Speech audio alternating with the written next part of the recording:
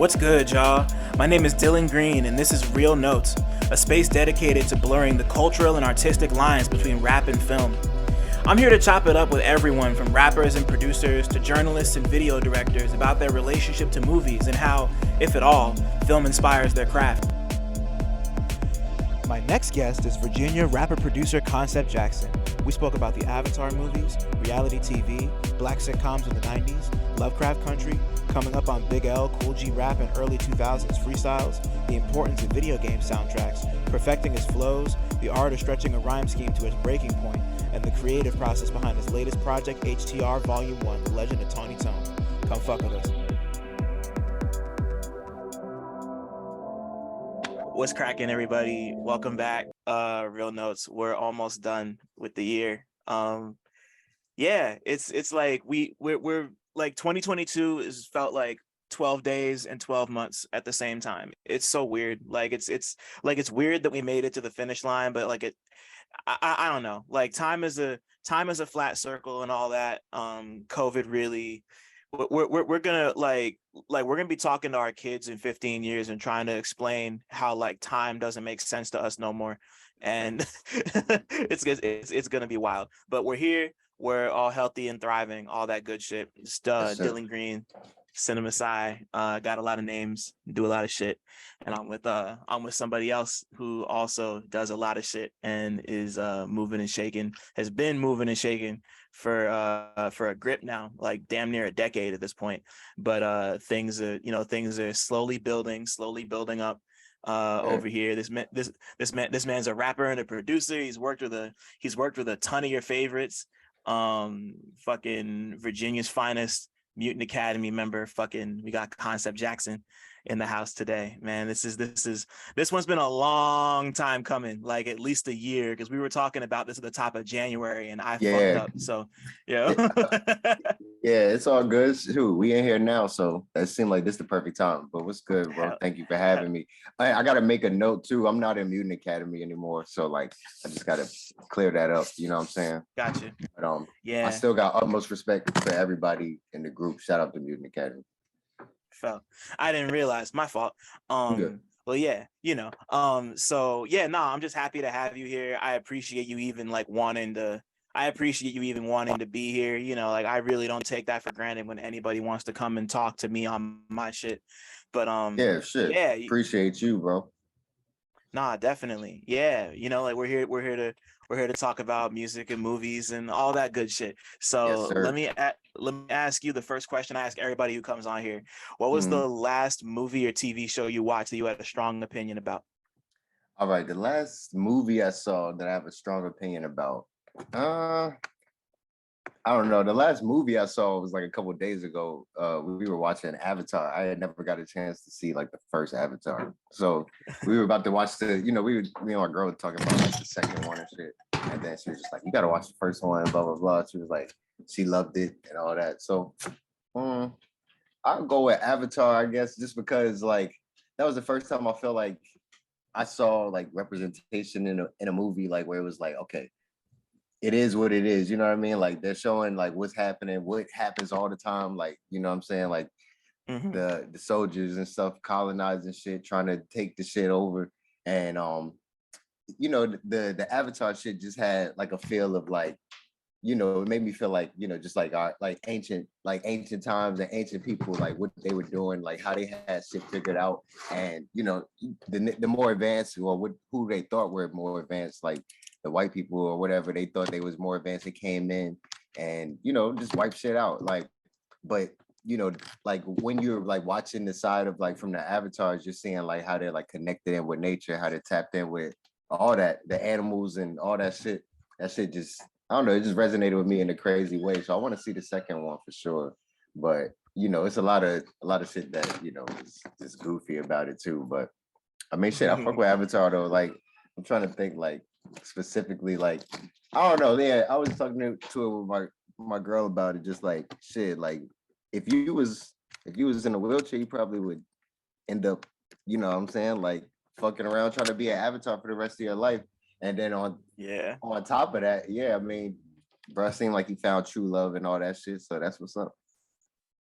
Yeah, I haven't seen the first Avatar since it. I think I might have seen it like twice, maybe three times. When it first came out, but Yeah. I haven't seen it since it first dropped. And it's been 13 years since the first Avatar. Shit. Yeah, yo, I didn't know it Um, was that long. Like, yeah, crazy. nah, it's like crazy to think about because like that movie was so huge when it first came out, but like when I saw the new one a couple days ago actually. I went with Okay. my dad and my sister, and like Or I like there are things I enjoy about Avatar just in the sense of like it looks really beautiful and you could right. tell that they put a lot of thought into just like the visual aspect of it, and I really Hmm. appreciate that.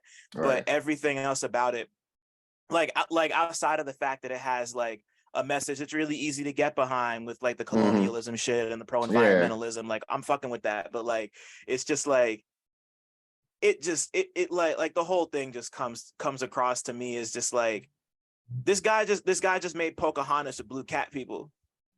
Right. you Nah, know yeah, yeah, Like, exactly. Yeah, exactly. Basically, yeah. I didn't even think about it like that. Like, yeah, Shorty was basically the Pocahontas of that shit. And yeah, the white dude yeah, that came over and sacrificed himself to become an avatar is fucking John Rock, bro. Yeah. Yeah, I yeah, think that's the dude. Yeah.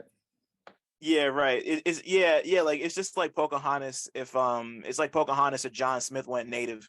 And it's like, Yeah. okay, it's like I get that the whole point is that like the whole story is like real basic, and like all the characters are just kind of like it feels like a lot of the characters and dialogue were just like printed from a template and they like barely touched it, and like the whole point is to just kind of like soak in the vibes and the atmosphere, and like I Yeah, get yeah. that, but Like, I, yo, I look just where like, we at. Yeah, like look yeah, at where for it's real. at, bro. Like, yeah, like, and then pretty much, yeah, exactly. Like, and I haven't seen the second one, so I don't know much about like what's going on, but I heard people tell, like, people that I've noticed that watched it, they said it was kind of like it was all right. Like they was kind of disappointed by it almost.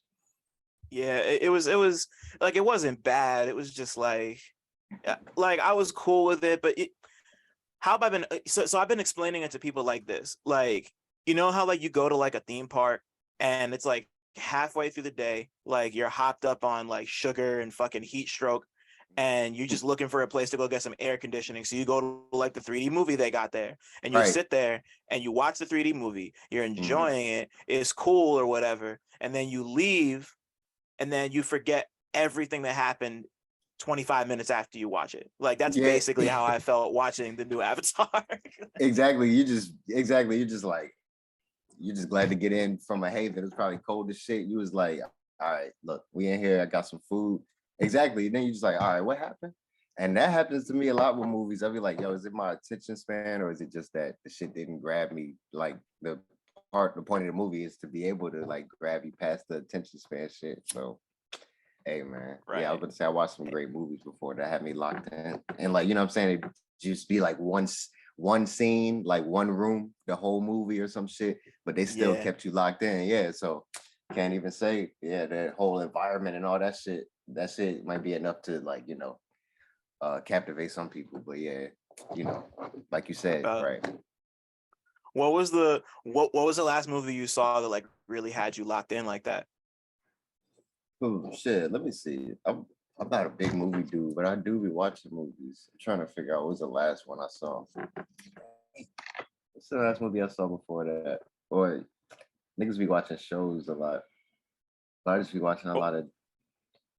I've been watching a lot of uh just trash lately, trash TV type shit, just like that's drama and fire. shit. Like what? Yeah, I've been watching Zeus and shit. I ain't gonna lie, I've been watching Zeus and like Now That's TV, and that they're like really like some of them shows are like. It's like I feel like it's a social experiment with the way I watch it sometimes. Like I'm just like, yo, this is crazy. Like some of it is really like it's like all the setting back shit. I'm with it. Yeah, I agree. Like, but it's like you can't stop it like from happening right now. It's like it's that's what it is. Like it's more people that want to see that shit and that are like indoctrinated in the shit than not. So then I was just like, you know what? Like instead of being like man, I'm not watching that. I'm boycotting it almost. I'm like, man, I'm about to check this shit out. Like they had, I started off watching the Jocelyn Cabaret shit. And me and my girl definitely have our views on it. It would be like, damn, like she wilding, she pimping these girls out. She's like legit wilding, like she's legally pimping the girls out. This shit fucked up. But like, we still watching and shit. And then it got a few shows on there, like all of them kind of wild. Like, yeah, what I'm saying? Like just I don't want to even say like, I mean, it's kind of ratchet, but I mean, shit, sometimes you need some ratchet shit too. I'd be feeling like, Yeah. yeah, exactly. Like, all right, what I'm saying? Watching I watch all the shit, all the good shit. I do all my research and all that shit. And sometimes, yeah, exactly. You just need some entertainment. I be on there. People be fighting OD on there. No, the last joint that came out was the the Krayshawn and Blueface joint. And they everywhere. Yeah, they everywhere. So I just watched that shit. Yeah, I've been watching that shit. I ain't gonna lie. And then I feel you. Yeah, I'm trying to think of some shit that's actually like thought provoking though. That's just mindless shit to put on when you're smoking. I feel you. That's all good. Like before you continue, I just wanted to say that like that balance shit is so important, like especially now, like like the world's kind of falling apart around us, and like it's cool to it's cool to just kind of like take shit in like as entertainment, like I always feel like we got to remind people of that shit. Like it's cool, like it's cool to think about stuff and like like keep your brain and shit, but like don't just like don't deny yourself the pleasure of a love and hip hop if that's your thing, or like a Married at First Sight, or fucking Krayshawn and Blueface. Like fuck it, like bro. go get y'all juice. It's all good. Like exactly. I be watching Married at First Sight too. Oh my girl, we be watching that shit, and we be into it too. Like yo, I can't believe that nigga out like that. He said that shit like yo, yeah. Niggas grown now, so yeah. The shit I thought I wouldn't be watching, shit. I be definitely tapped in. 90 Day Fiance, all that shit. Hey man, there was I had a bunch of friends I'd be watching 90 Day Fiance with for a little bit. It's like I don't watch it by myself, but like when I'm with people and it's on, I'll watch it. Like it's just like sometimes you just gotta turn your brain off and laugh a bit and just like have some fun with some shit. Like I do that with I've been doing that with a lot of like old shows that just like comfort food shit that I grew up off of. Like I've been watching a lot. Yeah, like Wayne's Brothers. Yeah. Yo, that's like I seen a lot of Wayne's Brothers when I was younger, but I haven't gone back and watched any of it since I've been grown. The one thing I've been fucking with a lot, like hard body, is the Bernie Mac show. I've been on the Bernie Mac show for like a year. I don't know why, but man. like. Yeah, that's like a ghost show. I watched like so many episodes of that when I was young. That's like the show that I haven't revisited much being older. But yeah, I've seen a few, and that shit is still funny. It's like, Bernie Mac is a legend. Yeah, bro. He was just crazy with it. Like just like the way he talked and just like his. I don't know, just like his whole presence and persona always just makes me laugh, like it's just like the episode that's always been my favorite is the one where he like learns what Costco is and he just like starts going to Costco like crazy, and then they fill up the shed with all the food, and his wife's just like, bro, what the fuck are you doing? Like, why is all this food in my house? And then the kids are like eating this. The kids are doing like the cereal taste testing, and like one of them's like flushing all the toilet paper down the toilet. It's crazy. They so wilding out. The dude, the kid, the boy, what's his name? What was his name? Jordan. Brandon? His name is Jordan. Yeah. He used to have me dead on there. Yeah. Man, and then the thing about exactly, like Bernie Mac said, like that shit is like a perfect perspective from like a nigga who was like, he growing up, he was probably like the cool dude or whatever, like, and all that. Now he the family dude and he adjusting, adaptive, but you know what I'm saying? He doing the thing too. Like, so I fuck with that. Like happy always good. Yeah, same. Shit is just so beautiful. But before we move on, talk to me about the Wayans Brothers show. What it cause like people talk about it, but I feel like that's like one like Black 90s sitcom that people don't like focus on the way they should. Like, what was it about that show that got you?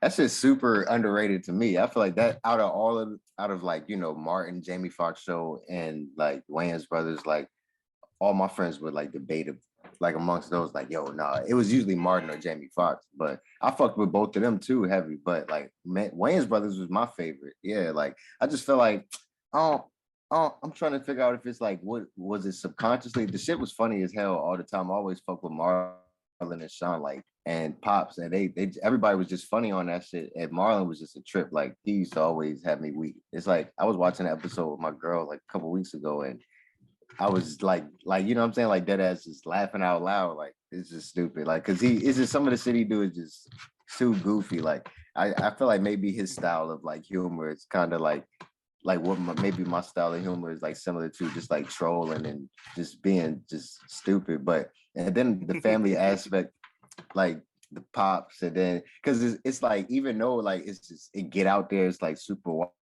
wow, it's always, you know, the sitcom style always bring you back down to like the lesson at the end, like, and you thinking about some shit, but it's not in a corny way with them ever. Like, and I don't know. I just feel like, yeah, like this the episodes, like the storyline, like I fucked with it. I fucked with everything. Like it I'm just trying to figure out what made me connect with that shit so much compared to like Martin and all that. And I don't get me wrong, like I watched Martin like faithfully too. I did. Oh, of course. Yeah. Yeah. But the Wayans brothers was just my favorite. I'm trying to figure out why. I think I just liked how they was dressing and all that, like how Marlon was dressing. Like you know, yeah, like, you know, I was a big sneakerhead when I was younger. So I was like into like seeing him like pull up in different sneakers and shit. And then yeah, I just felt like it was real family oriented too. Like, you know what I'm saying? Like with the Yeah. Pops and then and all that. I guess it may have been like, you know what I'm saying? Maybe I ain't have that, like, you know, that pop dynamic. So maybe subconsciously I was just like, yo, this is hard. Like, you know what I'm saying? To have, you know what I'm saying? The Pops thing, like somebody behind you, like guiding you like that. But yeah, maybe, I don't know, probably all those factors, but that's a GOAT show though. I feel like Hey, they don't man. get enough credit. Nah, they don't. Cause like when most people think about the Wayans, they think about In Living Color, which like sure, like In Living Color is great, but Yeah, like, you that know, was like like they the had, start. right, yeah, you know, like they had their show and it ran for like a decent amount of time, like enough people remember it, you know. So Mm-hmm. it's just like I don't really know what it is. It's been something that I've been wanting to just like run back since you know, like I'm 30 now and I haven't really seen it since it was like first on TV.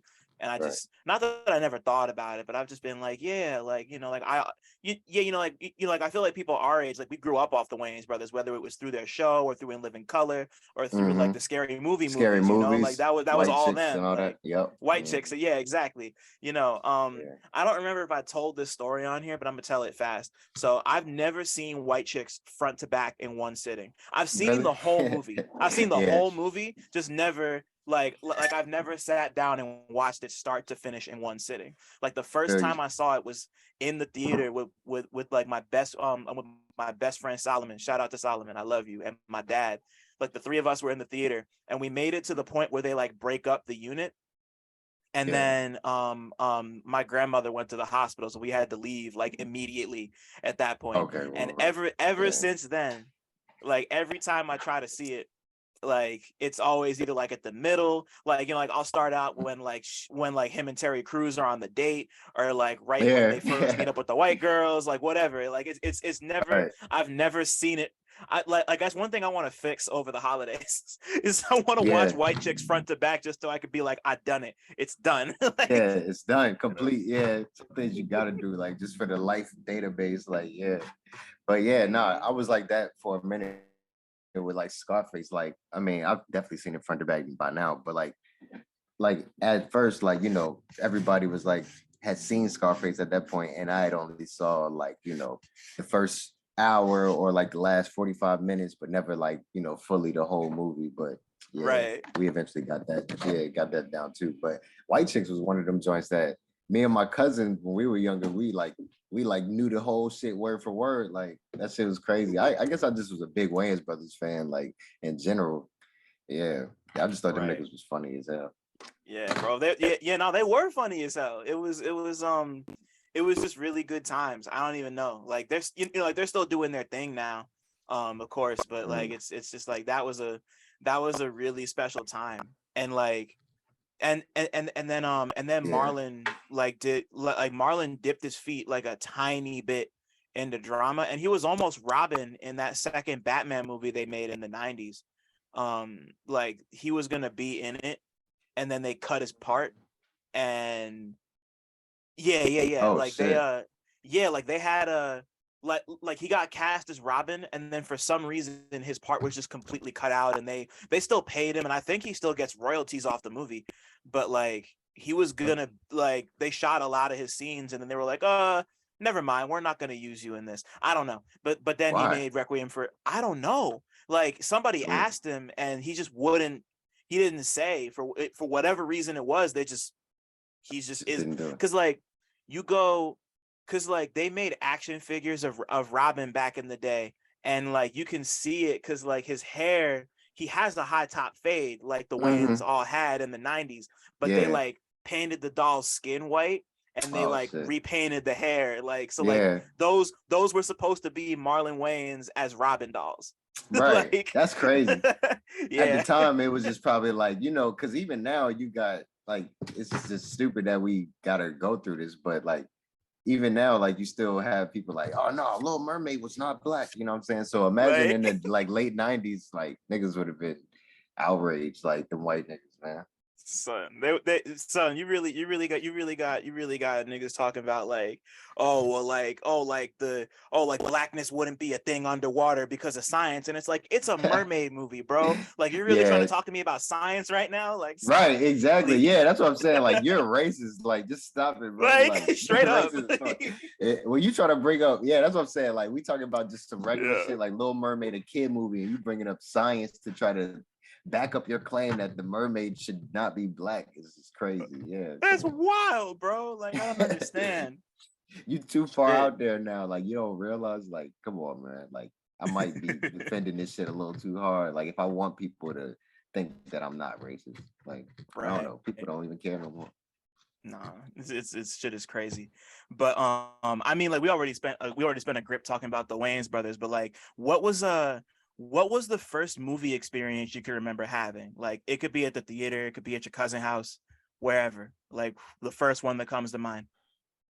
First one that comes to mind is like fucking it's like a it's like a 3 movie set. It was just like the 3 movies that my grandma had at the crib when I was hella young, like when we first moved to Virginia, like from New Yeah, York.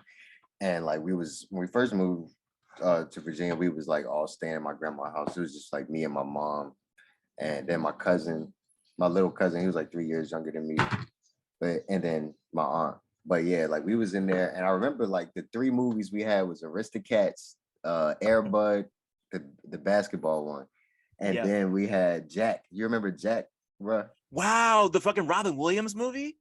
Yes, bro. That's crazy to be watching as a kid. Crazy. Like I felt like, but that was like a deep ass movie as a kid. Like, but Yeah. that was like my favorite movie. Like me and my cousin, those we memorized movies.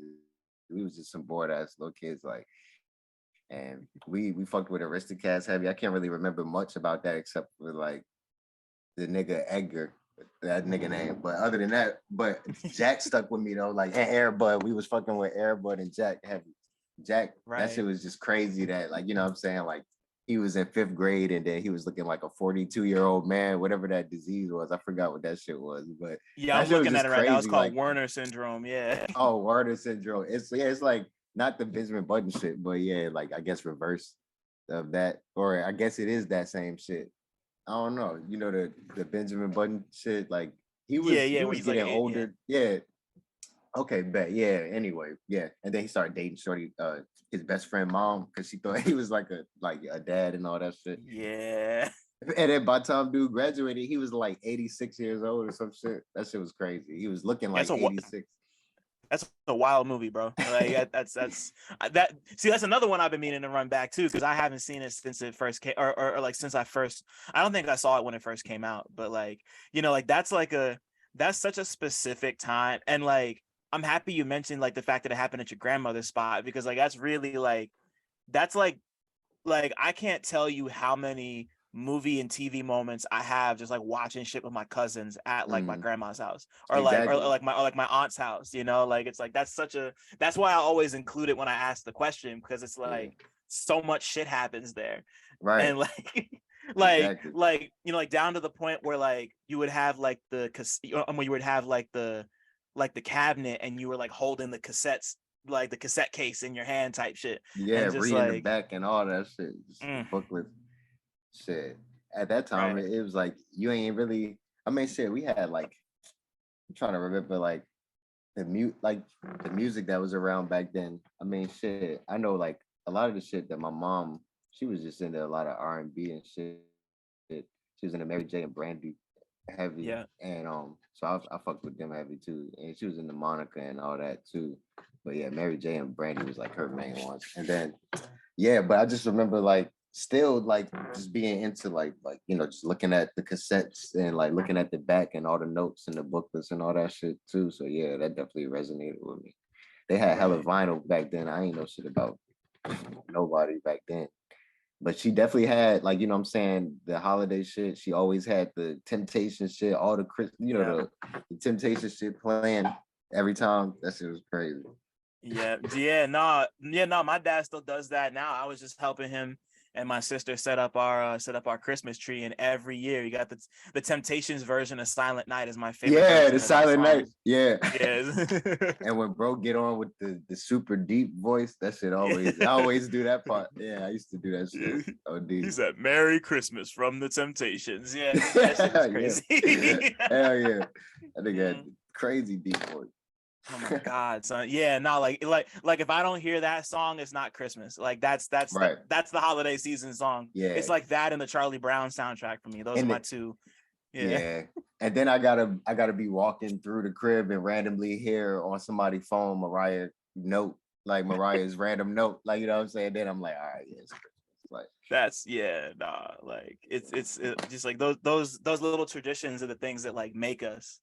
You yeah. know, like you don't think Right. about it until you get older, but like them shits like that made us, Yeah, and it's for real. wild to think about. For real. Like it's like it's not in niggas DNA for real, but it seems like yeah, like in your fucking visual DNA, your fucking audio, like all that shit. Yeah, exactly. Like Yeah, that shit is totally, implemented, like just planted in that shit forever. for sure. So like so like as you get older and you start watching more stuff and just start living more life, was there a Mhm. movie that kind of stopped you in your tracks and had you appreciate it as something that wasn't just like a piece of entertainment? Like not even in like it doesn't have to be specifically like oh, this is the thing that made me fuck with movies as an art form, but Mhm. like it can be, but just like a thing that like touched you on a deeper level than just like, oh, this is funny, oh, this is sad. Like, Right, exactly. Oh shit. I'm trying to think because like, like most movies, like I mean, it's a lot of I'm trying to think when was the last one that made me actually like feel some shit because trying to think it's just a lot of movies that like a lot of shit now is just like some kind of narrative on it where it's like I'm not trying to watch trauma porn like yeah, like no more. I'm not trying to what I'm saying like or like a lot of stuff do be important to me like sometimes I mean I do get past it eventually like if I like it's a movie and I'm like damn ain't no black people on this shit like I'm not gonna yeah. stay interested what I'm saying it just be like little stupid shit like Mhm. that but I get past that but like I'm just trying to think like damn man like what's something that made me like just just move me yeah like what moved me like I don't know bro I can't think of no movies lately like that have really like had that effect on me it was something that me and my girl was watching that it was like, yo, this was a good ass movie. Like, I'm just trying to remember it. Like, sometimes she'll just throw shit on and I'll just be watching it, like going on with the ride. And then I'm like, yo, this shit was actually a good ass movie. But I can't remember. I can't remember names right now. What about you? Damn. I Like don't the know. last one that really touched me, I want to say, let me check actually. You know what's crazy? You're literally the first person who's ever asked me that question on the show. So For thank you real? for that. Yeah, no. Oh yeah, no doubt, bro. uh, I'm trying to think. I'm still um, trying to think of mine too. Like, cause yeah, I um, know it's been a couple. so I'm looking through my shit right now just to be sure. I think the last one that really okay, so I haven't talked about this yet, so I'm gonna talk about it. So there's this YouTube series I fuck with called Defunctland that originally started out as it started out as like the like the person who ran the channel would make like videos about like the history of like closed theme park attractions, and it's like turned into this whole thing where it's like an archival, it's like a combination of like theme park rides and like canceled TV shows, like specifically like kids shows. And he did one he did one recently about the Disney Channel theme song, because like no one knew who like composed the little 4-note mnemonic thing. It's like the little da da da da, like no one knew who did it, and he decided to go and figure out who did it.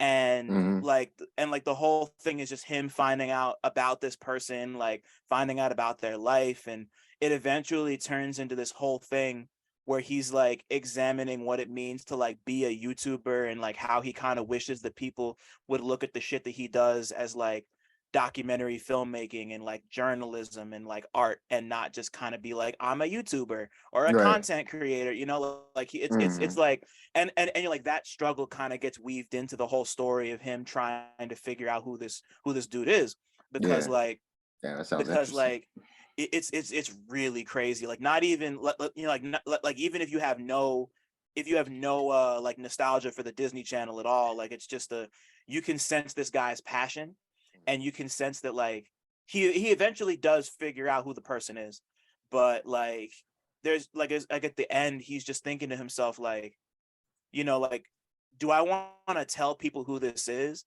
Because if I do, he'll be defined as that person forever when he's done so much more. It's exactly, like it just fucking, it was a whole head bust moment for me. Like I almost started crying. I felt that way. Damn.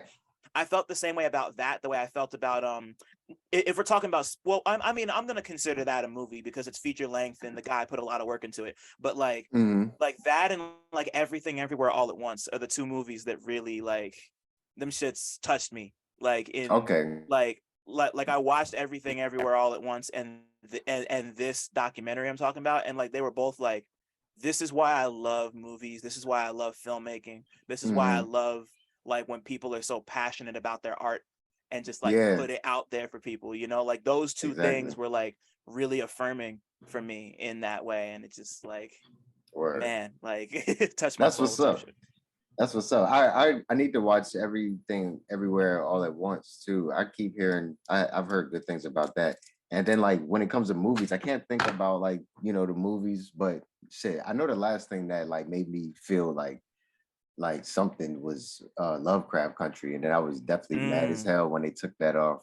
You know what I'm saying? Like I was like, you know, I was on my you know, my mad nigga rant. I was like, yo, everything that they, you know what I'm saying? Like I'm like, anytime they show you some shit, they put you in a glimpse into some shit where we really need to know about this shit, they take that shit away. I'm telling you, bro, blah blah blah. You know, I was mad. But yeah, that was my, I feel like that shit had hella gems, and just showing like Black Wall Street before, like, you know, from that perspective, and not just, you know, just straight up like trauma with it. And you know, it had to tell you what it happened, like for real, but it wasn't just like straight focused on like, oh, you know what I'm saying, like this would happen, and you know, y'all fucked up, and y'all was fucked up, and y'all was fucked up. You know what I'm saying? Like it was like super educational. I fucked with the Hippolyta episode the most, like when she was like, I don't know if you've seen it, but yeah, when she was like, I seen it with the whole Afrofuturism shit. That shit was gorgeous. Yeah, like some of the best TV I saw that year, bro. Crazy. Yeah, that was crazy. Yeah, I really was fucking with Lovecraft Country. I feel like that was like the message in that shit. The messages in that was crazy. I was wishing they was gonna. I thought they was gonna be going forever. Yeah, I was hoping. Yeah, man. Yeah, especially considering like the way it ended with the like with them being like, oh yeah, like white people can't use magic anymore, and like the little girl had the lion shit, and like it was it was really. It was about to go off on some other shit. I was ready for it, but me too. Yeah, it wasn't. So it was like, no, we can't. Go ahead. Right. I was ready to say, no, sorry. It was like, we can't deep, you know what I'm saying, delve that deep into it. Like, you know, I don't know. They don't want people to see certain things. You see are gonna make you ask certain questions and connect certain dots, and just keep being on the quest for that. If like for people who, you know what I'm saying, like maybe wasn't thinking about nothing like that before. That's what I feel like be afraid of the most. So they got rid of that shit. I'm like, damn. Yeah, definitely. Like it was crazy that and Watchmen came out around the time they did, Oh because yeah, Watchmen right too. right before COVID, I went to Tulsa, like on like a press trip that I got invited out for. Shout out to everyone in Fire in Little Africa who might be listening, by the way. Love y'all, miss y'all. Um but like I went there and like saw Black Wall Street, and like walked around and like got like the tour, and they gave us all Okay. the context. Like, yo, like there are buildings on Black Wall Street that are Mhm. constructed from the bricks of blown up buildings when the place got bombed. And like Whoa, that's seeing crazy. that shit in person is like it like it was I can't describe how it felt. It was Yeah, just like so overwhelming. But yeah, like I that's crazy. but like I saw I had seen Watchmen before I went out there, and then I saw Lovecraft Country after. And Hmm. being lucky and fortunate enough to be able to see all that in person and kind of have the context is just like that shit Yeah, is so powerful. Like it I hurts know it. Yeah, I would damn say I know near. it, bro. Like I need to make a trip out there. I never been out there, but I know that shit was a trip being out there. they got It's, good ass yeah, food that's out just there crazy. too. Good food, good community, good people. It's and Hmm. and yeah, and you're like and like the music scene is beautiful. That's the whole reason I was out there. But that's a story for another time. Shout out to all of them though, Word, because they're all amazing. But yeah, shout word. out to Tulsa. Peace, Tulsa, man. Um, Peace to Tulsa. always. But you mentioned earlier about your mother playing like Mary J and Brandy around the house, but like for you, when did like I don't want to ask when music first became a part of your life, but like when when did you first start like really actively listening to music in like not just a passive sense? Like at a student for like I realized like yeah, I was studying it. Yeah. Probably like I was probably around like 8 or 9. It was like around the time I was going to my great aunt's house. My great aunt Joe, rest in peace, and my cousin, he was living with her. My cousin Michael, he was probably like 6 years older than me. Shout out Mike, and he put me on to like just like everybody, like what he was listening to back then. At the time, he was listening to like shit. He was heavy. His favorite rapper was Jadakiss, so he was Mm, into everything D Block, and so I got a chance to hear like everything like from the freestyle perspective, and that shit blew my mind. Like hearing a lot of freestyles back then, and like the radio edits, like mixtapes, not just the shit that was on the radio. So I was like, my right. mind was blown by that. He was playing. He was heavy into Rough Riders. He was heavy into No Limit at the time. So I was like fucking with No Limit heavy, and like all the New Orleans niggas, Mystical and Cash Money and all them. We was Yep, hitting yep, them yep. heavy.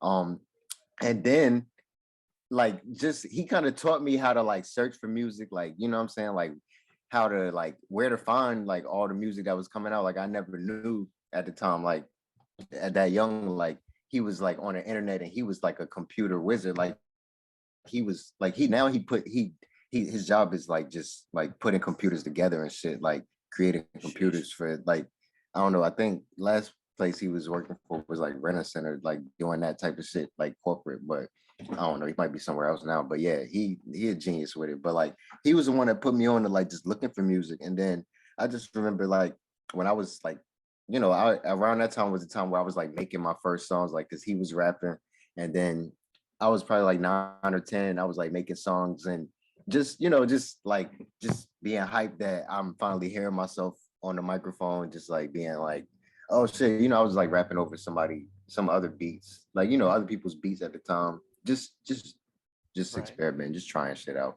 And then I eventually got into like when I started like going back to the crib, like and doing what he was doing, like just searching on a computer and shit. Like I remember like stumbling across like like Jay Dilla beats and like MF Doom, the Special Herbs beats. I actually heard like Mm-hmm. their beats before I was, like MF Doom's beats and all that before I heard any of his raps and shit. But yeah, I stumbled across that vein to like beat making and Mad Lib and all that, and I was into that like heavy youngish shit. Then yeah, that just helped me. Like I just kept fucking with like just shit that I was finding, like obscure shit. And then, shit that everybody fucked with too. Like, I was just fucking with everything. Yeah. I was early on, like 9 and 10, I would say. Yeah, that's when I started getting into it, like from a student standpoint, being like, okay, I want to rap. Like, I know I want to rap. You know what I'm saying? Like, this what I'm gonna do. Like, and then just studying people that I fucked with heavy. Like, yeah. At that time it was like them, and then he was in the Dipset when they came around heavy too. Yeah. And he was just somebody who was like a documenter of all the beefs. So like any beef that happened in rap, like he had it on cassette, like, and he had it broke down like, all right, this 50 side, and then this Jadakiss side, or like whatever it is. You know what I'm saying? Like he had every beef that was like a good beef, like, you know what I'm saying? So we would fan out over those, like just listen to them shits all day, playing wrestling video games and shit. We used to play No Mercy heavy, No Mercy in 64. That shit was like I remember No Mercy, yeah. Man, Jesus. that shit was like the GOAT game. And then my older cousins, they was just crazy. They just learned how to like hack stuff. Like I swear them niggas, like you couldn't play them niggas in that game because they knew how to, they timed the reversal shit perfectly. So anytime you try to hit the nigga, they reversing crazy. Like every time. Like I'm like, bro, how you doing that? Like how long have you All been that playing practice, to master? bro. Yeah, All like that practice. and that's what they did. Yeah. Yeah, they would be playing that shit for hours. Like you come over there, you're gonna be playing the game all night, listening to music, listening to rap, and playing the video game till you falling asleep on the controller. That's how I used to be. Yeah, no, those were like once again so foundational, bro. Like that Right. was, like that was me with like that was me with Crash Team Racing when that came out. Like Oh I yeah, played that was like I got that shit Christmas Eve 1999. I will never forget it. I spent all fucking day playing that game.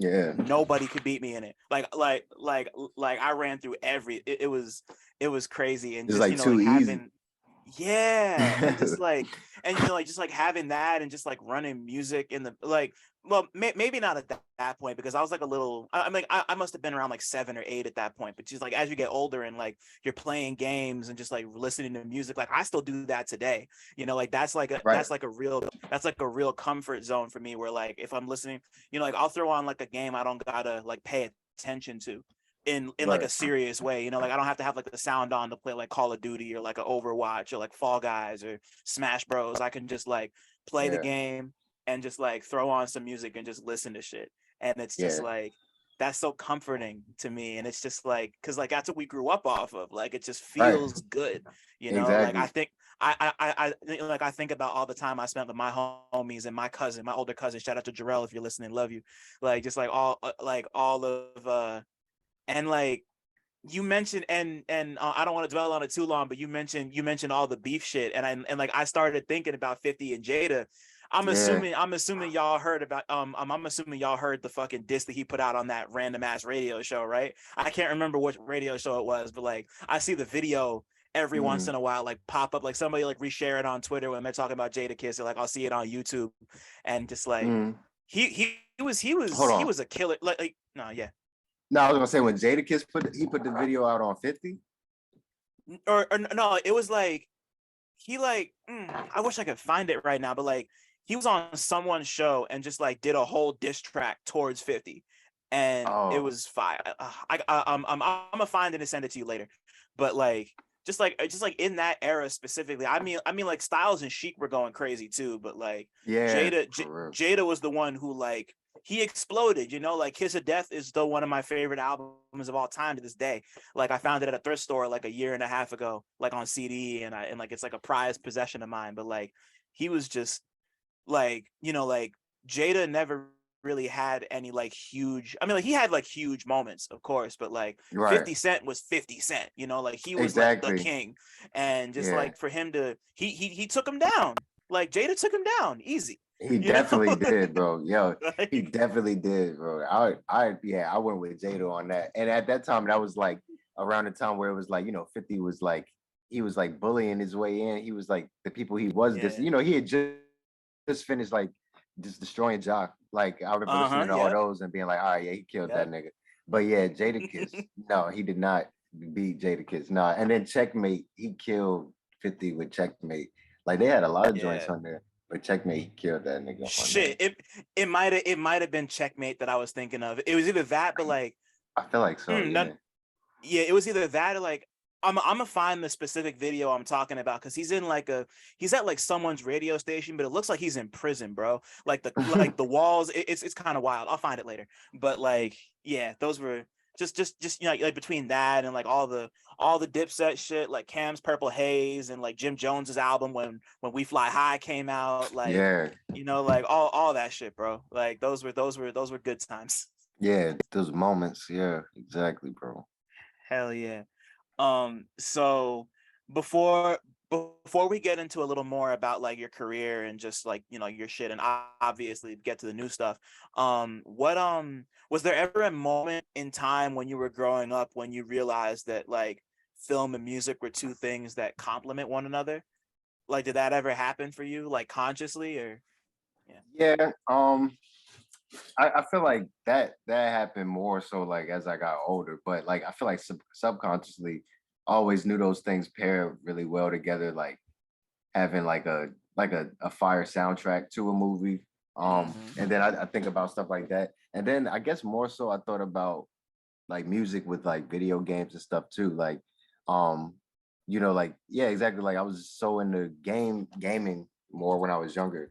Yeah. That yeah, I used to just think about like like how Grand Theft Auto have like, it's like their own fucking universe of like radio stations and shit like that. You like, yo, I Yeah. want to have my own radio station on here and stuff like that. Yeah, like I was into that heavy. But yeah, definitely with the movies too, like just like I used to fuck with the soundtracks to certain movies and I thought that was important, like the Nutty Professor joint and the Oh, Rush Hour joints. I remember like, heavy, yeah. So yeah. they Them. definitely tie in with it. And I feel like there's a lot of times where like, I'll listen to like some of my songs and I'm like, yo, this shit sound like niggas, like a regular video is not gonna do this justice. Like it needs to be like some cinematic shit. So I'm always thinking like, yeah, exactly. Like thinking like, yeah, like parent movies and or just like the what's the word? Ah fuck. I don't know. The fucking just the connection between those two are like strong as hell. Yeah, I would say. I Right. hope I answered it right or No, you intelligent. no, no, you totally did. And I'm actually happy you brought up the gaming shit because like I discovered like I was the same way. Like I discovered so much music like through game soundtracks, like whether that's through like the Def Jam Vendetta wrestling games or Right. Tony Yeah. Hawk games, Tony like Hawk. Jet Set Yeah. Radio.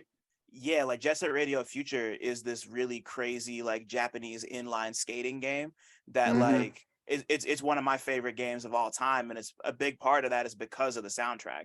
Like Yeah. that, like that soundtrack kind of introduced me to this whole world of like fucking like drum and bass music and just like just Yeah. just just like a bunch of like techno and fucking like electronic and dance music and just it was just like that shit really opened my mind onto some other shit, and like Tony Hawk really had me kind of dipping into like my punk bag and Hmm. just like like Yeah. as much as like as much as this is a space about like film and music, like I like it's always worth touching on how important game soundtracks were and still are to like Mm. introducing people to all different kinds of music. Like I picked up so much rap and so much punk and so much every kind of music from Right. playing Exactly. every game I did. Just the shit is just gorgeous, man. Like I love how that stuff just kind of like how like just how like a sound can color the way you see something, Right. Yeah. like or like play it. It's crazy. I don't know. I like it.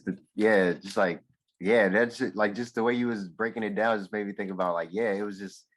I mean, yeah, I mean, I don't know. We was still in the information age and shit, but yeah, like however niggas could get it, we was looking for like information through like certain mediums, and we was finding that shit, and it was so satisfying. Like you know what I'm saying? Like I don't know, like just like yeah, I was fucking with the Jet Set Radio joint too, and I yeah found out about a lot of electronic music through there too. So yeah, and then just that way, I had that like same type of relationship with like a lot of games. And then like yeah, I was into Tony Hawk underground heavy and pro skater. Hmm. So yeah, I remember like I remember they put me on the like you know what I'm saying? Like people like games like that put me on the Gangstar and like gangs like NBA Street put me on the fucking Pete Rock and Come CL on. Smooth. Like, Yeah, bro, like, right. come on. That's Yeah, that like, yeah, like that specifically is such a defining moment. Like hearing yeah. Troy in the intro for NBA Every Street 2. time. Yeah, Jesus. that's very important that every time that you turn on that game, that's what's gonna play. Like, it's like, yeah, like that's how it's supposed to be. That's like programming done right. I feel like, you know what I'm saying? Mm-hmm. Yeah. But yeah, exactly. We can't lose that. I feel like in this Yeah. day and age, like niggas making games and making sure you got a fire soundtrack and just different tastes of stuff. You know what I'm saying? Right. The what's it called? Like yeah, like 2K and them all still try to do it. And like I'm not as tapped in with 2K as I used to be. Me I never neither. really was low key, but like cuz like I was more an NBA Street type of dude than I was like a 2K type of dude, but either Mhm. way, like people are still trying, but you know, it's like it's never really going to die. I think the importance of a good soundtrack is like that's timeless, you know? Yeah, yeah, you're right. Exactly. I haven't been on 2K like that heavy either, but yeah, I have seen that certain people, yeah, like they've reached out to certain people, and I'm like, oh, that's cool. That 2K, like they seem like tapped in, like on a certain level. So with the music Right. shit, that's what's up. Totally. So you know, like this is all this like this has been really dope so far, A. And B, you know, like you've so like at this point you've kind of grown and you know, like by the time you like reach, you know, like the end of your teens, you're really already making music. Mhm. But you know, like when did you know that rap had become something more than just a hobby for you? Like when was it like, oh, because you said earlier that like you knew from like 8 or 9 that you wanted to do it, but when was it Mhm. like, oh, this has become more than just a dream, like I'm gonna do this shit for real? Yeah, probably like teenage years once I was like 16, 17, like that's when I was like really trying to figure out like at the time I was like, all right, I was trying to figure out the local scene, like trying to figure out like, all right, who doing shit out here in the city, like, and we was doing like, like little local shows and shit like that. I was doing just random shit, like being 16, the youngest one out there, just rapping, like just trying to. I didn't know how like to begin to like get exposure or get out there or whatever. I was just trying to do stuff just because I fucked with rapping so hard. So I'm like, all right, if it's rap events out here, then I'm out here with it. We rapping, you know what I'm saying? People finding out you know, about you through that. But yeah, I was really serious like from early on. I told myself like, yeah, like this is my shit. This is what I'm gonna do. This is what I feel like I was born to do. This is like no plan B. Like, and I told myself that, yeah, early on. And then I just have been trying to figure out like, ways, since then, just try to keep working on the craft. Like I was like, yeah, like I mean, I this type of shit I respected about rap, like, from like an art form, like the actual rapping itself. Like I was studying like all people I thought were the greats and just trying to, just get better, like actually be good at rapping and stuff at that time. Like, just get like learn all the fundamentals, make sure I was not not make sure I wasn't asleep to like people I needed to know about from a historical standpoint and stuff like that. Just Yeah. making sure I was really studying and doing what, the foundational points of it. I feel like I took my time and just really like I definitely like passed. I mean, niggas is definitely past 10,000 hours. Yeah. Who were I mean like you already mentioned a few names before, but like while you were creating specifically, like were there Mhm. any sort of like were there any sort of like guiding lights for you that you kind of would like, you know, like you know how like when you Go start back for off and you're doing reference. yeah, you know, like Hmm. it's like a like when you first start out, you're kind of developing your own style, but every Hmm. once in a while you might be thinking something like, what would so and so do here? You know, like Right. who was your what would so and so do person if you had to pick one?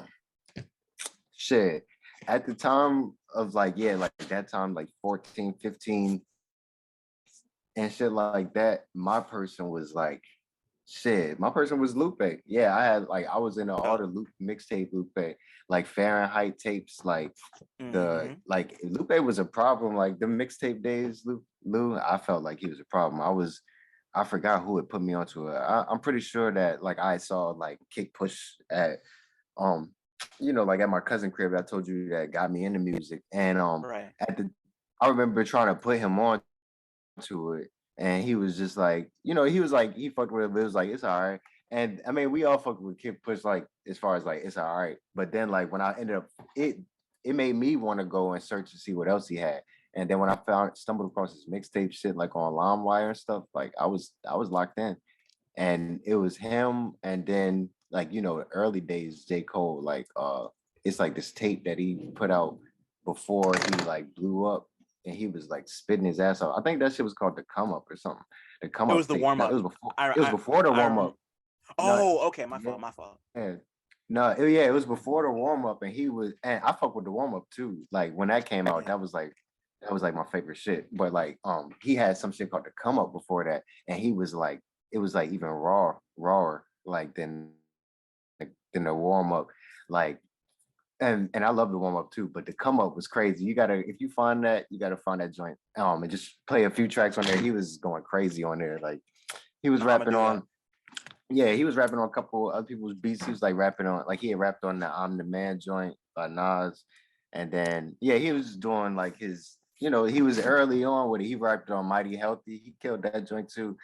But yeah, yeah, at that time, those was like my people at the time where it was like, or mainly like Lupe, I feel like. And then of course my main favorite rappers at the time was like, it was like Jay-Z and Kool G Rap. And I found out about Kool G Rap like around that time, Big L, those and Big Pun, these were people that like, and Lupe, like these were all people like Lupe was like somebody I felt like was in my time period. You know what I'm saying? Like I grew up and he was Yeah. coming up at that time. So I caught him at the time he was coming up, and it felt like I was discovering something new. Like, you know what I'm saying? Like, all right, I'm on Right. to him early type shit. Yeah. But then people who had already been out that I was been studying, like Jay-Z. And then after I listened to everything Jay-Z ever, like I went on a conquest to find other people. And that's how I ended up finding, I found the Big L and then the 7 minute freestyle, and then I went through Mm-hmm. all his shit, ended up coming across like Big Pun and Kool G Rap. And yeah, that's just like how that broke down. It was like kind of pretty much the order too. Like, yeah.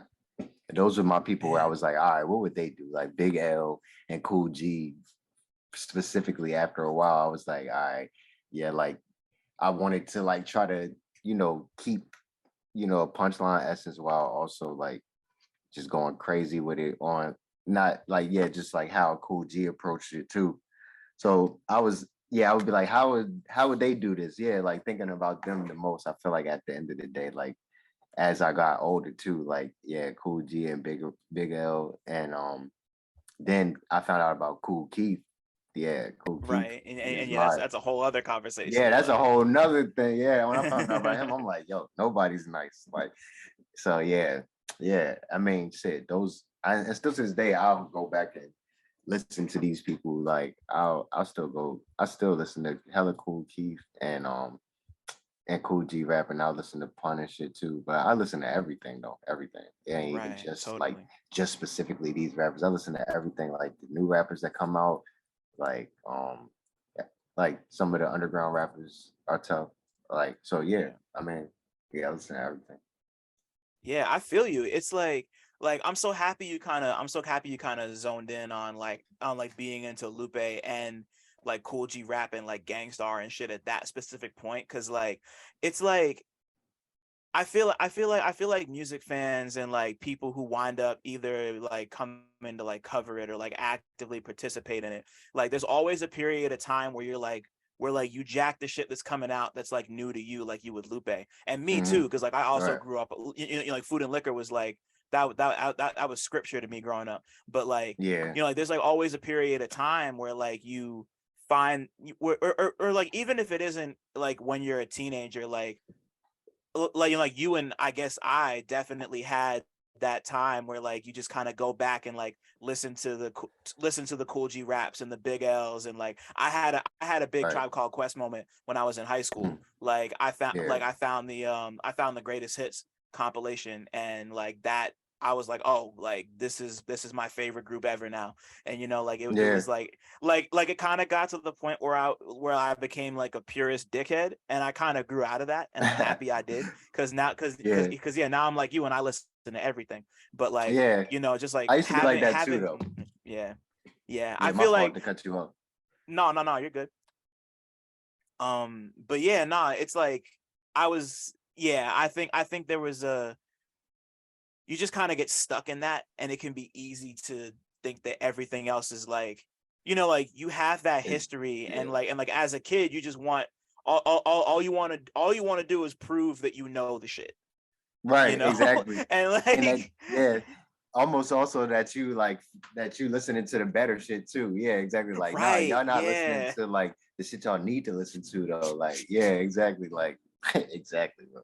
Yeah, young old nigga type shit. It was just weird, bro. Like cause I had like a huge I was huge into like snap music. I was huge into Lil Jon, huge into the Yin Yang Twins. I was like Rich Boy's album was my favorite album of all time for like 2 years. Okay. Throw Some D's is still incredible to this day, but like, you know, like Yeah.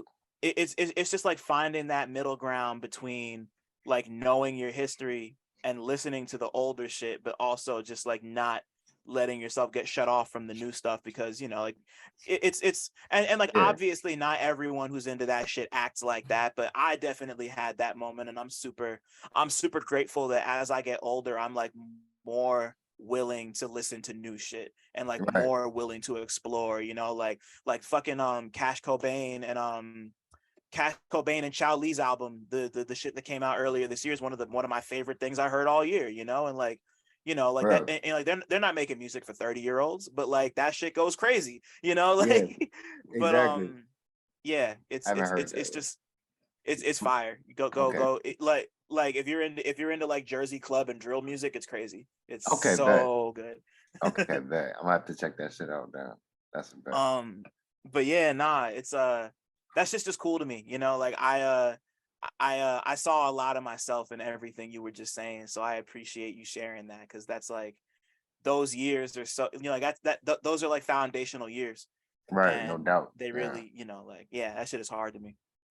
Appreciate it, bro. For sure. Yeah, Yeah. that's just how it was. Yeah, for sure. I'm trying to think. And then yeah, exactly. Like with the South shit, I mean, I was purist like with like the shit I was listening to at the time. So like when the Snap shit came out, I was like hating on it heavy. Like I ain't gonna lie. Being a young nigga hating on that shit heavy is funny, like thinking about it Yeah. now. But yeah, like I was young, just being like, nah, I don't fuck with this shit. But then I did fuck with niggas from the South though. Like, you know what I'm saying? Like I fucked Right. with Outkast earlier and Scarface and all these people.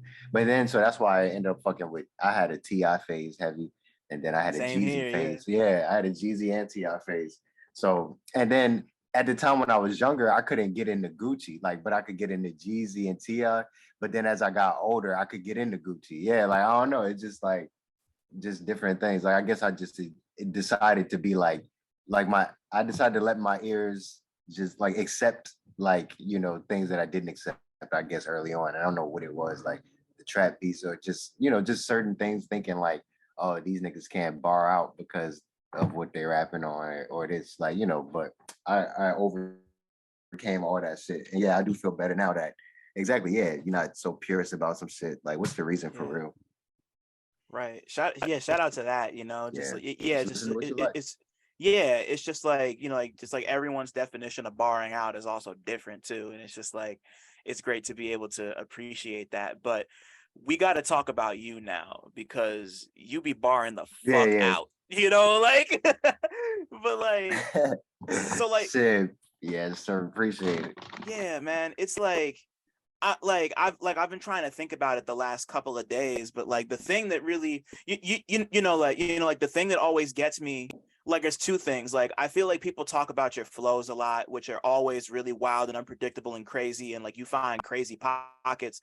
But like we've got to talk about your rhyme scheme, son, because like the way that you hold on to a rhyme throughout like half a Mm, verse or sometimes like a whole goddamn verse is just like it's yeah. so easy it's so easy to get lost in not even what you're saying, but just like the fact that it all rhymes and it flows together, like and you know, like not even in the sense that like it doesn't make sense. It's just like there's something really musical, like I mean like obviously like Mm, rap is, you know, like rapping general, like rapping period is musical, but there's something so like like it's just like a stream that just like your shit Yeah. just goes because it all rhymes. Like I've been listening to shit like your verse on Promise from Panama Plus, or the second half of Oh Pantsuit Bitch yeah. Part 3 from Thought Rap Chapter 2, or like Oh Diamond from yeah. Good Product, like fucking Yeah. Chamber from the new shit from I'm from I'm from HTR Tawny Tone. Like Yeah. just like you just kind of find you just like find a section and then just go.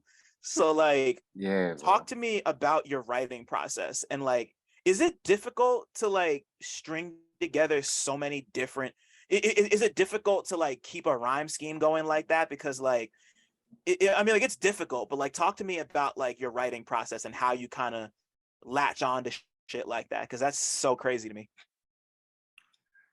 Shoot. Uh, I feel like the most difficult part about it, like when I begin to write, is like probably like how I'm gonna like start off or whatever. But like once I get like the first bar, like and it's like tailored to like, I guess like kind of like how I want it to be in pocket to the beat, like it'll be like so much thought in like how I'm thinking about how I'm gonna start the verse. Sometimes I feel like, and then sometimes that is the most difficult part. But like once I get like the first bar, like how I want to, whatever I'm trying to convey, like the rest of it, like the stringing it together is easier. Yeah, it's easier.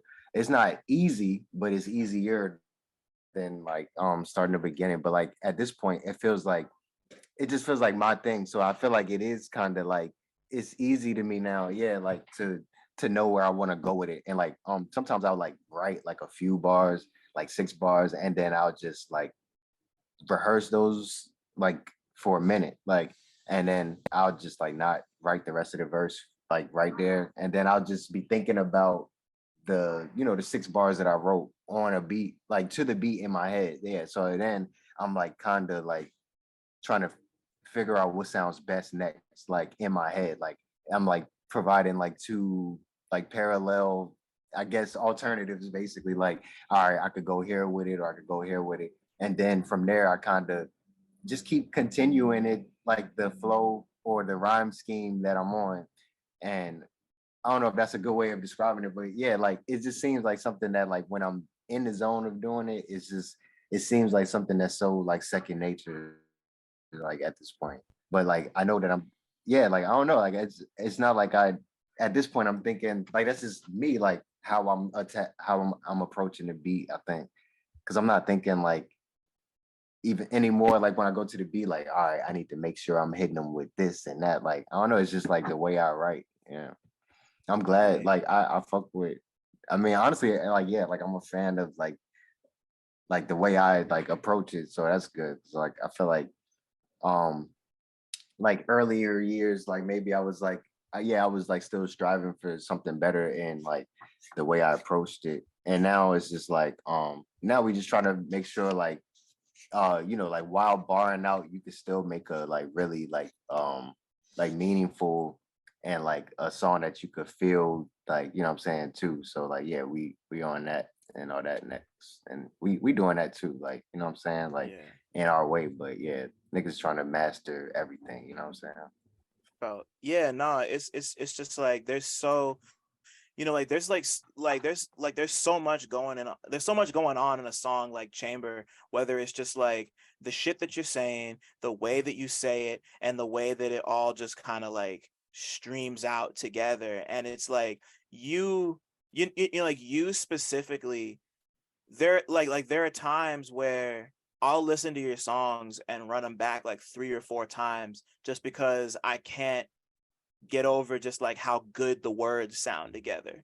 Like it's like your shit works on multiple levels in that way, and it's one of the things that's made you one of one of my favorite rappers to listen to over the course of the last like 4-ish years. Like I just like anytime like anytime you drop some shit, like it's just like I appreciate it on that one level, and then I can like really dig into what you're saying, and it's Mm, just like I just fuck with that a lot. Like I could tell that you put a lot of thought and a lot of effort and a lot of practice, because you're like even just like locking into like a specific like sound or like a specific rhyme scheme is something that like it's really easy to get lost in that and just kind of like off into the Yeah, mic, you know, like, right. but you know, like you make it sound so effortless, like not even stream of consciousness, but just like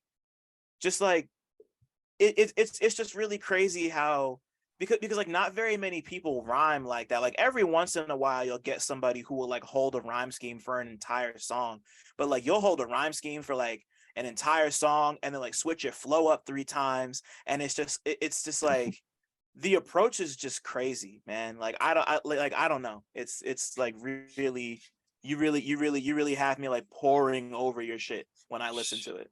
Man, thank you. I appreciate it. I mean, I said I Yeah, definitely put a lot of work into it. Like, I mean, it's just something that I mean, yeah, like I just studied a lot. I feel like it's just a lot of practice into it. And like from a technical standpoint, yeah, I was just, yeah, exactly. Like just studying and really paying attention to detail and just there's a lot of people like that in this world too. So like for the people who do appreciate my shit, like I'm super grateful. Like, cause I know a lot of people could think that it may be too complex or whatever, like and stuff. So I really appreciate like when people could just appreciate like my rapping and my rap style and my music. Um yeah, I definitely appreciate it. I appreciate it more than anybody could know, for real though. For real, I appreciate right. you. Yeah, Yeah. nah, definitely, bro. It's just like, you know, like there's always going to be an audience for this type of thing, and I feel like it's only growing at this point because you know, Yeah. like now, you know, like now there are shorties coming up behind us who are like invested in the shit that you're doing the way that we were invested in what fucking, you know, like Lupe and them were doing. You know, like Right. it's Yeah. it's it's it's like it's Exactly. like beautiful. It's beautiful how that shit moves in cycles, and like, you know, you and like you specifically, like both as a member of Mutant Academy and just by yourself, especially Mhm. over the course of the last couple of years, like you've really started to like build a rep for yourself as someone to like consistently check for, you know, like you've Yeah. been, you know, like bro, you got a Raekwon verse last Yeah. year, Yeah, like man. you know, Shout out like to Red Squad. Yeah. you know, like you're at that point now where like you and what's it called, you and Bane Capital, shout out to Bane Capital by the way if he's listening, because his shit Yeah. is dope. Peace. You, Yeah, peace to Bang. yeah, definitely. You know, like yeah. Like good product is so dope, and just like people, you know, like people are really out here like looking for you now. You know, like there's like, you know, like it seems like every project you drop, there's like a little more notoriety and a little more just Hmm. like a little more acclaim every time. You know, like Yeah. you know, like even just like the press run you've been on for HTR. You know, Hmm. like it really feels like it just feels like and it feels like people are checking for you, and Yeah. like I guess just considering the road that you've been on over the course of the last like however many years it's been, like how does it feel to kind of look back on everything you've accomplished, you know, like whether it be a Raekwon verse or like you and Obliv selling Hmm. vinyl of like a one-off project, like how does it Yeah. feel to look back and be like I did that shit, like Yeah. I did that shit like Right. Exactly. Like that's the times where like I actually can calm down when I actually look back and I'm like, okay, yeah, like I accomplished a lot of shit that I wanted to and a lot of crazy shit that I couldn't imagine. You know what I'm saying? So I'm super grateful. And then that's when I can really, you know what I'm saying, just appreciate it, be like, all right, yeah, I did do all this shit. Yeah, like and it's not over. You know what I'm saying? Like it's yeah, I still like I'm just getting better mentally, like, you know what I'm saying? Like as far as like, yeah, exactly. I feel like I'm just getting like my mental health is getting better, everything, like physical health, yeah, everything. So it's gotta be like more, it's like way more to come. I'm like, man, I'm just getting I was just been getting my personal shit right. So I'm grateful for that. And yeah, like most of the time, like being in the mix of it as a rapper, like I mean, a lot of times, honestly, like, you know, I would be feeling like just angry. Yeah, like, you know what I'm saying? Like in the midst of it, you don't have time to think about, wow, I did all this cool shit. Cause like I like really felt like I was like on a mission, not a mission to not a mission to just like, you know, like I didn't get into this art form to like become a millionaire or something. But right, after I realized like, you know, how good I think I am, I'm like, man, well, I definitely deserve to be getting paid like to just make a living off this shit. You know what I'm saying? Like, so just thinking about the everyday things of that, trying to get to that next step, trying to make it where you like, just doing the shows like consistently. And I know it's, trying to find booking managers and shit like that. That type of thing, just going through all that, trying to get to the next step where you just making a living off of it. And you could really start seeing the like a big return off of it. Yeah, I would be in the midst of that a lot. And then yeah, random times I would think like, yeah, well, yo, I need to stop tripping. Like, just take your time and just enjoy the process. Because like before you know it, you'll have like this opportunity, or you'll be somewhere where you'll be thinking like, man, I missed the building process. You know what I'm saying? Like, I've seen people Yeah. say that. Yeah, like people who've like got everything they think they wanted, and then now they're like, yo, I miss just the days when niggas was starting off and just trying to figure this shit out. So I think about that a lot. And I just think about like just trying to be present more so nowadays. Like, you know what I'm saying? Just we here, we in the moment, and we enjoying this right now while it's here. And we just trying to just keep creating moments. You know what I'm saying? So I feel like I definitely mentally have gotten better on that aspect. And yeah, I am proud of myself. You know what I'm saying? I'm very proud of myself, what I accomplished so far. But I feel like, it's a lot more to go too. Right. Yeah, no, there is a lot more to go. And I don't want to ask you what's next, because I love a good surprise. But Right. like, just like it sounds to me, it sounds to me like you're a little happier with your lot in life than you might have been at a point where you didn't really feel super appreciated. And like, Right. like, it's just dope to think about the fact that like this is kind of you running this little, not little, but like just like an independent operation, and just like partnering with all these dope people, whether they be, like Obliv or Bain Capital, or like you had No Face produce most of Tawny Tone HDR. Yeah. But like, it's like, do you feel, do you feel like do you like actually feel like you're appreciated enough? Because Um, like success looks different for everybody, but like where you're at, like at this specific second in time, do you feel like you're appreciated enough? um, I mean, shoot, like, I mean, no, not really. Like, but I don't want to slight the people who at the same time that's rocking with me, that feel like I'm the best and all that, like, and that be hitting me up all the time, like, yo, you crazy, you next level, like.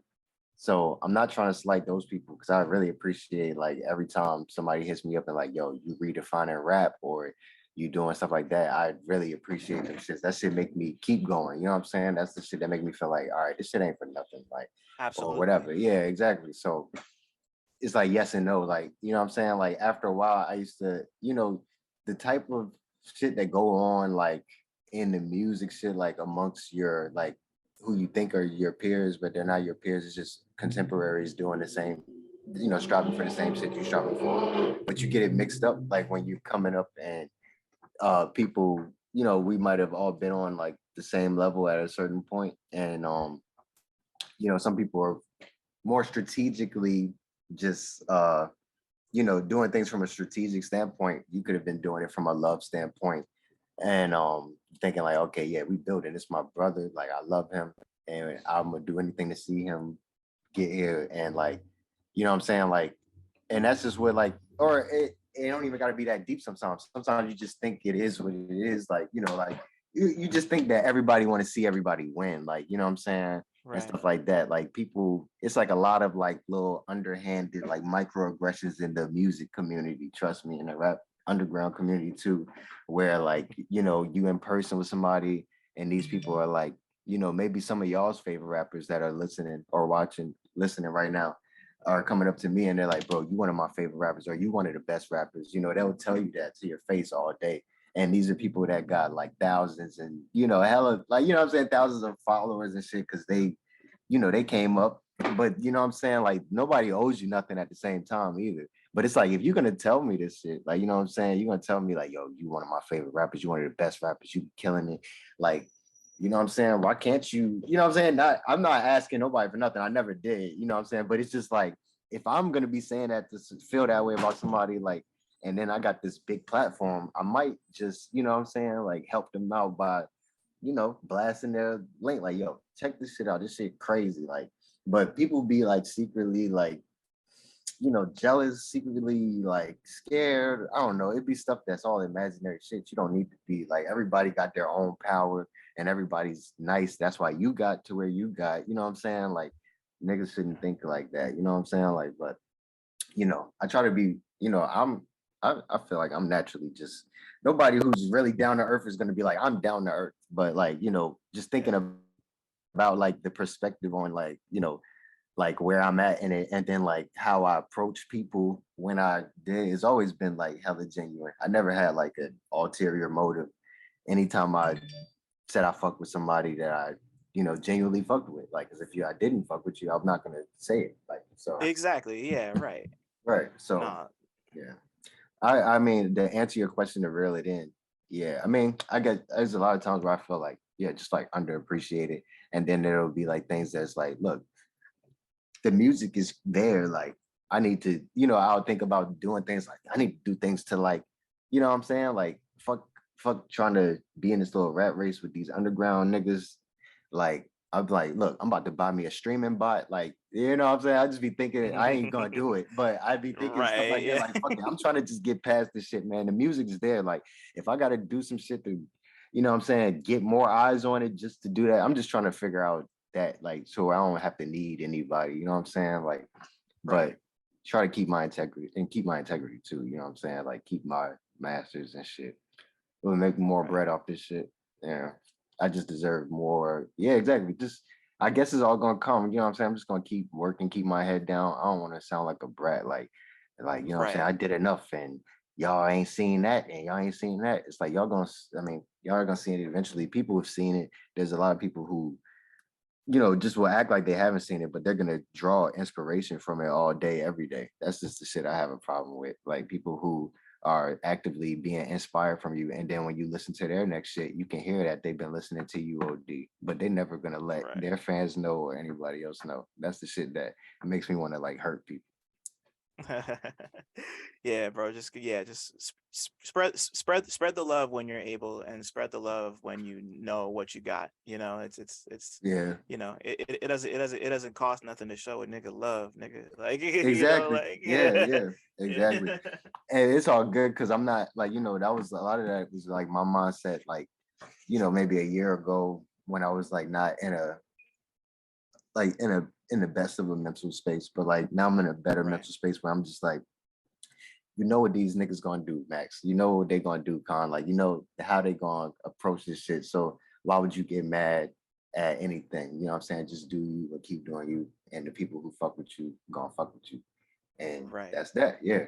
So I'm feeling, better about that. I ain't thinking about that. Shit, I'm about to drop. I'm trying to figure out when I'm about to put this next video out. I just got my boy, the editor, he just sent it through. So I'm trying to figure out if I want to put it out today or what. But I'm trying to figure out things too, like promotion and how to get better at that, like, and Right. PR and all that shit. Just figuring out all that shit, the big boy shit. You know what I'm saying? Right. Yeah. No, Mm. that'll like that's the shit that's definitely gonna get you out there and get more people interested, and like people who want to cover it, because yeah, like it's a whole journey, but you're at a like you're in a good spot now, and I know there's only more great coming from you. So yeah, Appreciate that, totally. bro. Shit, likewise too, bro. Definitely. You've been killing it with the real notes. I've been tapping into a few of them. I watched her. I mean, I definitely listened into the Anakin joint and the YL joint. And I think, did you do a Lucid one a while back? Yeah. Yeah. I did an Arm& and Hammer one. That was like the third episode. Yeah. Okay, yeah, I tapped into that early. Yeah, exactly. Shout out to Arm& Hammer too. Yeah, Shout for out to real. Anakin and YL. Yeah, shout out all the, Always. yeah, all them. Yeah, man. Thank you. I appreciate that. This has been a real labor of love that I've kind of put together over the course of the last like year and a half, Mhm. and it's just, I don't know, like just like the fact that you even cared enough to want to come on means a lot to me. Like, I say that to everybody who comes on here, because like I mean that shit, like I'm just me, like I work for who I work for, like shout out to my people over at Pitchfork and Audio Mac and all that shit, but like this is me, so like people Right. wanting to come and talk to me with no other attachment is Well, outside of what I do with Vivo, now that we're on Vivo, Oh, shout out that's to what's up. Mika. Hey, Yeah, that's what's up, bro. yeah. No, we got now we got a little situation over at Vivo, but like this is all like this is me, you know, like this Right. is like I do all this shit. So the fact that anybody would want to come and fuck with me on my platform means a lot. So, Yeah, you know, bro. like Yeah, that's a fact. And then that's what I'm saying. You come in, you on your own. People respect you on your own entity. That's great because like that's what I'm saying. You be having good ass takes, interesting takes on Twitter. So like, yeah, you are your own person at this point. Yeah, I'm not looking at it as this pitchfork dude or whatever. Like, yeah, you definitely creating your own personality in itself, just being yourself. So that's what's up. I yeah, fuck with man. that too. And we need more I people like that, like you, Tim Hotep, people like Yeah. that. You know what I'm saying? Shout out to Tim, man. Yeah, That's my OG. Always loved the Tim. yeah, Damn. real nigga. Yeah, for real. Like, yeah, nah, it's just like it's just like we're all here to spread the good shit, you know. Like that's just what I'm here to do. So I'm happy to play any small part in that and just kind of be here. You know, I'm just lucky to be here. Like the shit like saved my life. No funny shit. Like it really Yeah, did. So like yeah. yeah. Same here, bro. For real. Yeah, bro. Yeah, man.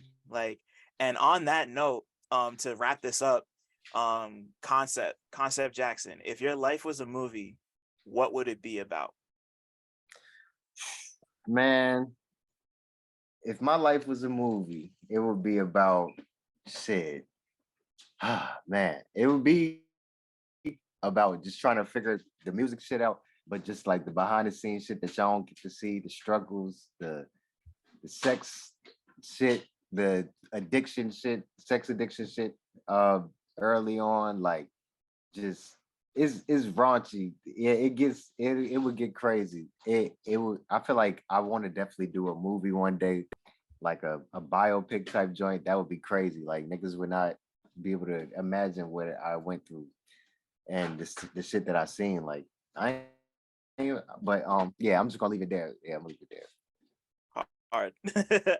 Yeah, no, yeah, no, like the Concept Jackson behind the music type shit. Yeah, Yeah, yeah. exactly. Yeah, it's gonna be raw. Maybe I feel like that'd be the type of thing though. It'll be like, yo, that'll get people like even more like, yo, I fuck with this dude even more like after seeing that. Like, so I feel like I got one of them type of stories, not one of them things where it's like you don't fuck with the dude after watching it. So yeah. Right. Yeah, you know. Yeah. You know, like that, you know, like those aspects of a story make like you know, like that like amplifies the music and just like, you know, it's just about knowing people, you know, like Yeah. it's about finding that balance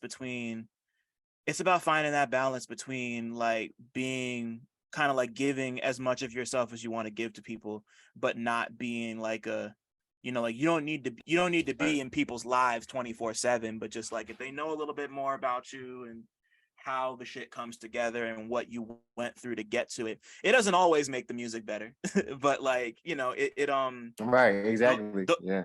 those things work hand in hand though when they do. And yeah, I can see it. I can see it. Provides a perspective.